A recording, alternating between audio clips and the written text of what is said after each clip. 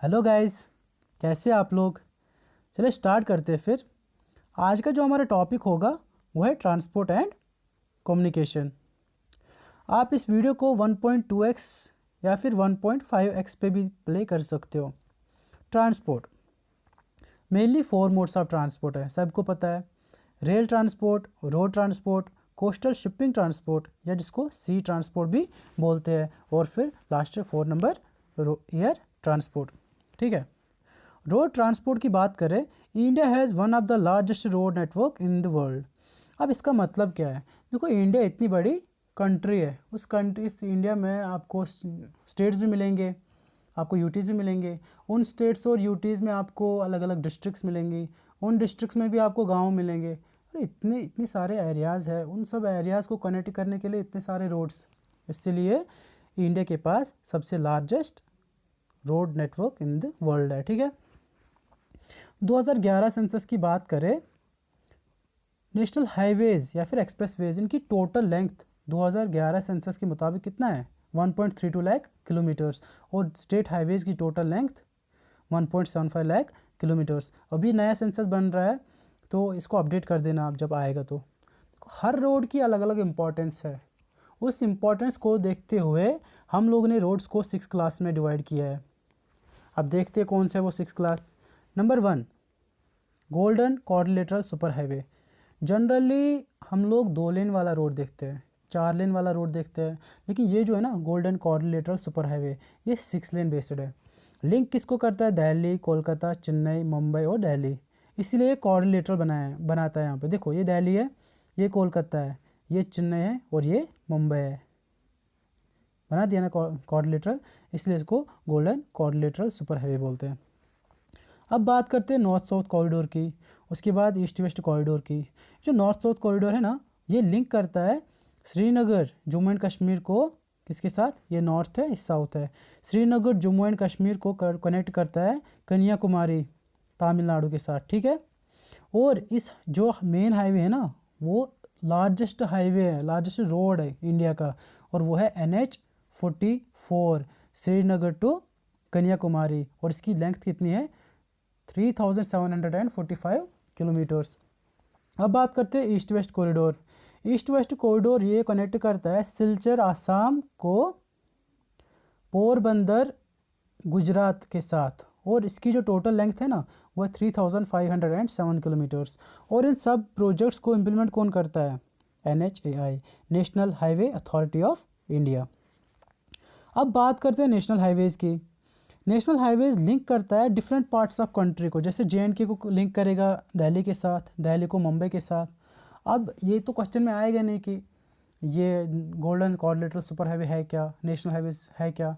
Question आ सकता है कि इन हाईवेज़ को इम्प्लीमेंट कौन करता है, वो मेन है। देखो, नेशनल हाईवेज़ को इम्प्लीमेंट करता है या मेंटेन करता है कौन? CPWD, central public works department.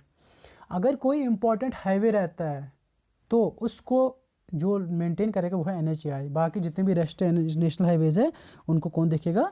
Central public work department. Longest national highway जो मैंने बोला अभी NH-44 श्रीनगर टू कन्याकुमारी, जिसकी टोटल लेंथ है 3745 किलोमीटर्स। और ये जो NH-44 है ना, ये 12 स्टेट्स और यूटी से पास होता है, जैसे जम्मू एंड कश्मीर, हिमाचल प्रदेश, पंजाब, हरियाणा, दिल्ली, उत्तर प्रदेश, मध्य प्रदेश, महाराष्ट्र, तेलंगाना, आंध्र प्रदेश, कर्नाटक और तमिलनाडु।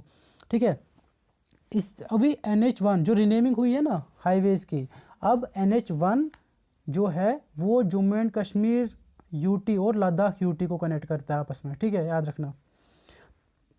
तीसरा, स्टेट हाईवे, ये स्टेट के अंदर जितने भी इंपॉर्टेंट स्टेट्स है उनको कनेक्ट करता है, इंपॉर्टेंट स्टेट्स है उनको कनेक्ट करता है। ठीक है, इनको कंस्ट्रक्ट, जो मैंने बोला कि मेन है, क्वेश्चन आ सकता है इस पे ये तो नहीं आएगा स्टेट हाईवे क्या है। इनको लेड या मेंटेन कौन करता है? इनको PWD, state public works department. ठीक है, अभी यूटी में भी हो सकता है, ये स्टेट में भी हो सकता है। ठीक है, और डिस्ट्रिक्ट रोड्स, ये कनेक्ट करता है areas with in A district, जितने भी एरियाज़ है डिस्ट्रिक्ट के अंदर उनको कनेक्ट करता है आपस में। ठीक है, और इनको मेंटेन कौन करता है? ज़िला परिषद। अब ये ज़िला परिषद क्या है? जिन्होंने 73rd अमेंडमेंट पढ़ा होगा उनको अच्छे से पता होगा ये ज़िला परिषद है क्या। ज़िला परिषद में सिंपल लैंग्वेज में बताऊं, ये पंचायत है at district level, panchayat at district level. ठीक है, अब बात करते हैं रूरल रोड्स की। ये गांव वगैरह को आपस में कनेक्ट करता है टाउन के साथ, ठीक है। और इनको मेंटेन कौन करता है? पंचायत और पीएमजीएसवाई। ये पीएमजीएस पंचायत तो पता है, ये पीएमजीएसवाई क्या है? प्रधानमंत्री ग्राम सड़क योजना। प्रधानमंत्री ग्राम सड़क योजना ये कब लाया गया? 15 अगस्त 2000 को, जिस time Atal Bihari Vajpayee prime minister थे, ठीक है। अब बॉर्डर रोड्स ऑर्गेनाइजेशन क्या है? बीआरओ। बॉर्डर रोड्स है ना, बॉर्डर रोड्स जो मतलब जो हमारे नेबर कंट्रीज़ है ना, उनके एरिया में जो मतलब उस एरिया में जो रोड्स बनते हैं ना, वो कौन बनाता है? बीआरओ। और बीआरओ सिर्फ इंडिया के रोड्स नहीं बनाता है, अभी ये अफगानिस्तान के भी रोड्स मेंटेन कर रहा है, ठीक है, याद रखना। बीआरओ की एस्टेब्लिशमेंट कब हुई? 1960 में। अब इंपॉर्टेंट पॉइंट्स कुछ याद रखना। Road density, length of road पर 100 स्क्वायर किलोमीटर ऑफ एरिया। मतलब अगर ये कुछ एरिया है ना इसका, अगर ये कुछ कोई मतलब कोई जगह है, इसका एरिया है 100 स्क्वायर किलोमीटर, इस एरिया में जितने भी रोड्स है उनकी लेंथ याद रखना, लेंथ ऑफ रोड्स पर यूनिट 100 स्क्वायर किलोमीटर्स, ठीक है, याद रखना। अब ये रोड डेंसिटी जो है ना वो केरला में सबसे ज़्यादा है। मतलब समझो कि 100 स्क्वायर किलोमीटर्स के अंदर आपको 375 किलोमीटर्स जो रोड्स है उनकी टोटल लेंथ है। ये जितने भी टोटल रोड्स है इस एरिया के अंदर उनकी टोटल लेंथ है 375। और जम्मू एंड कश्मीर में यही देखो, इस एरिया में 100 स्क्वायर किलोमीटर का एरिया होगा, उस एरिया में जितने भी रोड्स होंगे उनकी टोटल लेंथ है 10। सबसे लोवेस्ट रोड डेंसिटी है कि पहाड़ बनाएंगे कहाँ से? सिंपल है।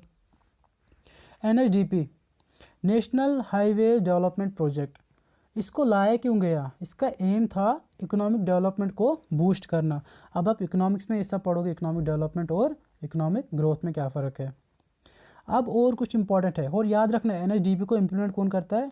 National Highway Authority of India. Bhupen Hazarika Setu या फिर भूपेन हजारिका ब्रिज। अब ब्रिज है तो किसी रिवर पे ही बना होगा। किस रिवर पे बना है? लोहित रिवर पे, जो कि ट्रिब्यूटरी है ब्रह्मपुत्र रिवर की। और भूपेन हजारिका सेतु या भूपेन हजारिका ब्रिज को दोला सदिया ब्रिज भी कहा जाता है, ठीक है। और ये किस किस स्टेट में है? असम और अरुणाचल प्रदेश।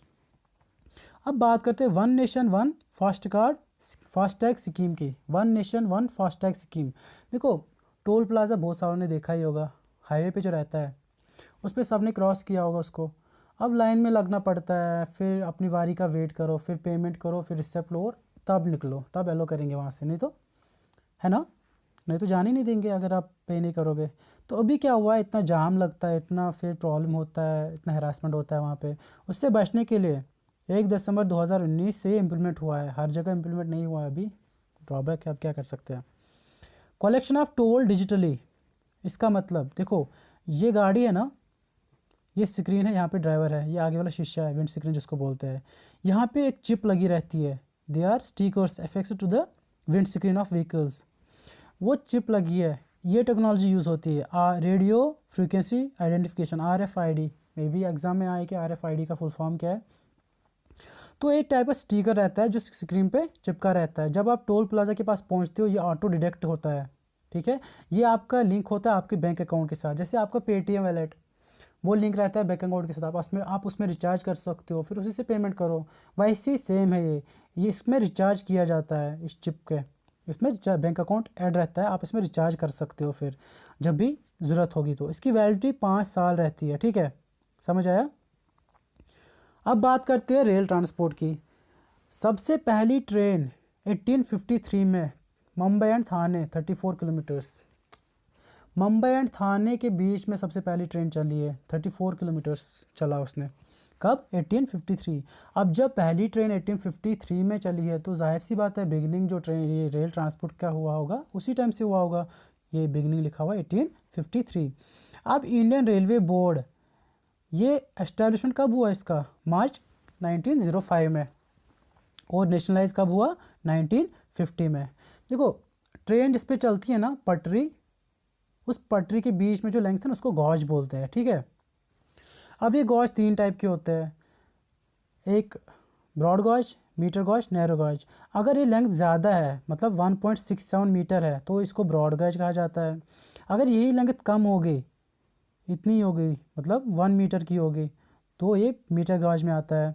अगर इसी गॉज की इसी रेल्स की जो पटरी है उनकी लेंथ होगी 0.672 या फिर 0.610, तो ये नैरो गॉज कहा जाएगा इसको। गॉज मतलब space between two tracks of A rail, ठीक है। अब डेक्कन क्वीन क्या है? ये भी एक ट्रेन थी। कब इंट्रोड्यूस किया गया इसको? 1 जून 1930 में। सेवा सर्विस ट्रेन्स, सेवा मतलब सर्विस, किसके लिए? पब्लिक के लिए। तो ये पब्लिक के लिए ट्रेन्स लाई गई थी 15 अक्टूबर 2019। 9 ट्रेन्स लाई थी टोटल, 9 ट्रेन्स। अब ट्रेन 18 की बात करते हैं, ट्रेन 18। इंडिया की फर्स्ट इंजनलेस ट्रेन, जो ट्रेन के ऊपर से वो लाइंस रहती है ना, वो इलेक्ट्रिक ट्रेन बेस्ड है। ये इलेक्ट्रिक ट्रेन है। कौन? ट्रेन 18। इसमें इंजन नहीं लगता, ये उसी बेस पे चलता है।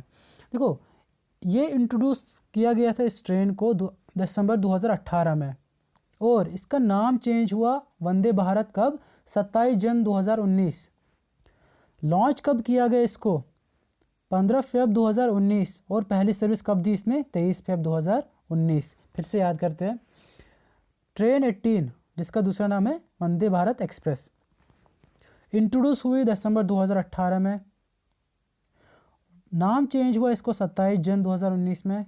लॉन्च हुई 15 फरवरी 2019 में, और पहली सर्विस कब दी? 23 फरवरी 2019 में। कुछ इंपॉर्टेंट पॉइंट्स, अभी पहले 17 रेलवे जोन थे, अभी 18 हो गए हैं। जो रिसेंट जो बना है ना, वो है SCOR, SCOR, the south coast railway zone, जिसका हेडक्वार्टर विशाखापट्टनम, आंध्र प्रदेश। और आप एक काम करना, eastern railway zone, western, northern और साउदर्न, इन सब के आप हेडक्वार्टर्स याद करना, क्योंकि क्वेश्चन में आ सकते, एग्जाम में आ सकता है ये क्वेश्चन, ठीक है। ये याद रखना। मेन जो 18th रेलवे जोन है वो कौन है? The south coast railway zone, जिसका हेडक्वार्टर है विशाखापट्टनम, आंध्र प्रदेश में। और लॉन्गेस्ट रेलवे रूट, एक ट्रेन है विवेक एक्सप्रेस, चलती है डिब्रूगढ़ आसाम से लेके कन्याकुमारी तमिलनाडु तक, और ये सबसे लॉन्गेस्ट रूट है। सबसे लॉन्गेस्ट रूट पे चलती है कौन? विवेक एक्सप्रेस। सबसे लॉन्गेस्ट प्लेटफॉर्म वो है गोरखपुर रेलवे स्टेशन का, जिसकी लेंथ है 1336 मीटर या फिर 1.336 किलोमीटर, ठीक है, याद रखना। ठीक है गाइस, आज के लिए इतना ही। बाकी एयर ट्रांसपोर्ट, सी ट्रांसपोर्ट, ये सब हम लोग नेक्स्ट वीडियो में पढ़ेंगे, ठीक है। मिलते हैं नेक्स्ट वीडियो में। Thank you.